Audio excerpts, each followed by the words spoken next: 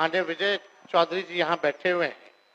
आप सब लोगों को पता है कि हमारी सरकार जब 7 में थे, इससे पहली वाली सरकार 17 महीने, तो हम लोगों ने जातीय आधारित गणना कराई थी।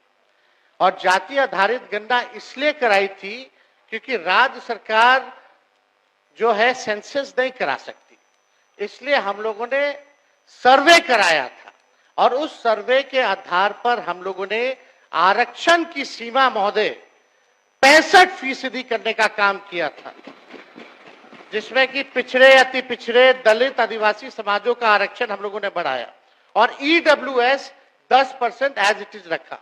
आज संविधान दिवस है महोदय, और संविधान दिवस के दिन पर कम से कम ये चर्चा, कम से कम सरकार से अपेक्षा ये की जाएगी कि इसका कम से कम जवाब देने का काम करे और इस दिशा में आरक्षण जो हमारी सरकार जो महागठबंधन की थी पूर्व में, जो 65% हम लोगों ने बढ़ाया था, इसके लिए क्या कदम उठा रही है फिर से लाने के लिए। अध्यक्ष महोदय, आप जान रहे हैं कि हाई कोर्ट 9/11/23 में यह पारित हुआ था मेरे जन्मदिन के अवसर पर, आपको बखूबी याद होगा। और ये 20/6/24 को जो है मना कर दिया गया हाईकोर्ट द्वारा, और ये दिया गया कि इसका जो है प्रॉपर स्टडी जो है नहीं हो पाया है, इसको देखते हुए इसको निरस्त कर दिया गया। हमारा ये सवाल है महोदय कि जो संदेह नीतीश जी को था, माननीय मुख्यमंत्री जी को था, आपको था, हमको था कि भाजपा के लोग जो है किसी ना किसी प्रकार से कोर्ट जाकर के इसको निरस्त कराएंगे, इसलिए माननीय मुख्यमंत्री जी ने मेरी बात तो सुन लो। माननीय मुख्यमंत्री जी जब हम लोगों ने पारित किया 9/11/2023 में, तो एक तय हुआ हमारे मंत्रिमंडल द्वारा कैबिनेट में माननीय मुख्यमंत्री जी के आदेश पे कि डर है कि कहीं ये कानून जो हम लोगों ने आरक्षण का लाया है खत्म ना हो जाए, इसके लिए आप सब लोग मिलकर के प्रेस कॉन्फ्रेंस कर लीजिए। और सम्राट चौधरी जी जो आप बोले थोड़ा प्रेस कॉन्फ्रेंस का वीडियो हम आपको भेज देंगे आप दोनों को। उसमें माननीय चौधरी जी ने क्या कहा था, अशोक चौधरी जी ने क्या कहा था, हमने क्या कहा था, आपको प्रमाण मिल जाएगा। चलिए, दूसरी बात मेरा यह है कि अब तो स्टडी अब तो सुप्रीम कोर्ट में चल रहा है, अब हम लोग भी सुप्रीम कोर्ट में आरजेडी भी पार्टी बनी हुई है उसको लेकर के। अब मेरा सवाल ये है कि जो बहालियां हो रही है, जो आरक्षित वर्ग है, उसको नुकसान हो रहा है कि नहीं हो रहा? 16% हो रहा है ना। यह गंभीर मसला है महोदय।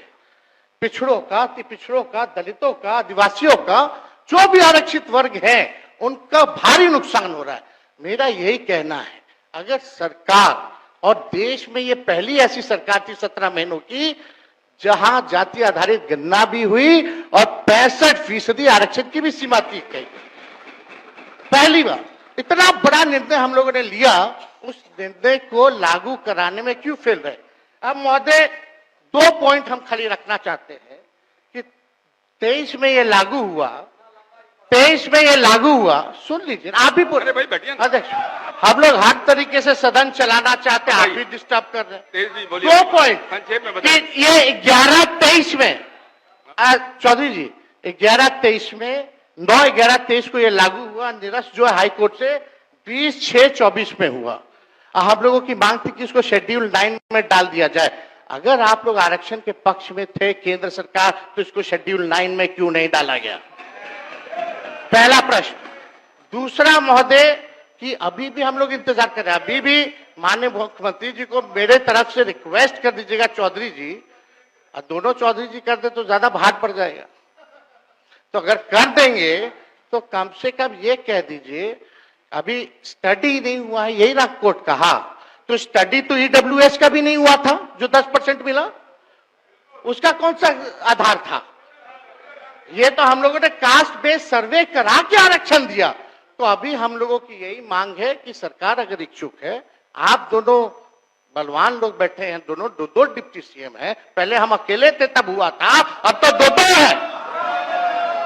तो महोदय यही हमारा मांग है, खाली मांग सुन लिया जाए कि इसमें अभी भी स्टडी के लिए एक असेंबली की कमेटी बना दीजिए, एक असेंबली की कमेटी बना दीजिए जो स्टडी कर ले और भाई आप बैठिए ना।